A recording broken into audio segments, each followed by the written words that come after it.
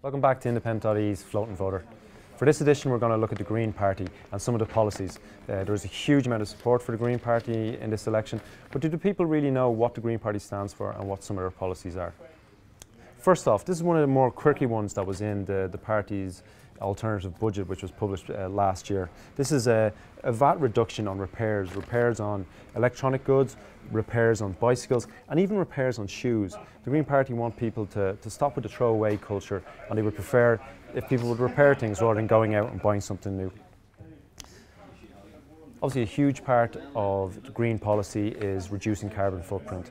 And to do that, one of the things they've introduced and proposed in various budget manifesto and party manifestos is more taxes on air flights and more taxes on airlines. It will help, it will prevent people from flying, they hope, but it will also make your holiday more expensive. Walking and cycling. The Green Party want to encourage more people to walk and cycle to work. They want more people to use public transport. And to do that, one of their proposals is for 20% of budgets in Dublin City to be spent on cycleways and paths to make it more convenient and more accessible for people to travel that way. Now this is the big one, carbon taxes. Ahead of the last budget, the Green Party suggested increasing the tax on emissions from €10 to €30 per tonne. That's quite a big increase. Fine Gael were against it. The increase, how would have worked in reality, or how would have hit people in their pockets? It would have seen petrol and diesel go up by about 3 cents per litre, and the price of a bale of briquettes would have gone up by about 26 cents, and the cost of 40 kilograms of coal, that would have risen by almost 120. But again, Fine Gael weren't into it ahead of an election. Moving on quickly, the next one is meat consumption. The Green Party are determined to reduce the amount of meat people eat over carbon emissions and for healthier lifestyle.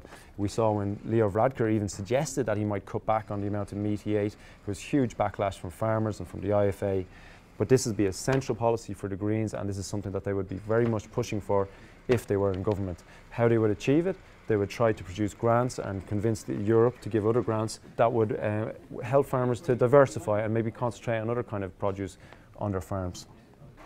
Finally, one thing voters may not remember or may have conveniently forgotten is that the Green Party were part of the 2007 government, coalition government with Fianna Fáil, who oversaw the collapse of the economy, who oversaw the collapse of the banking sector, and of course the property market, which still rings true today and is still causing problems for people today.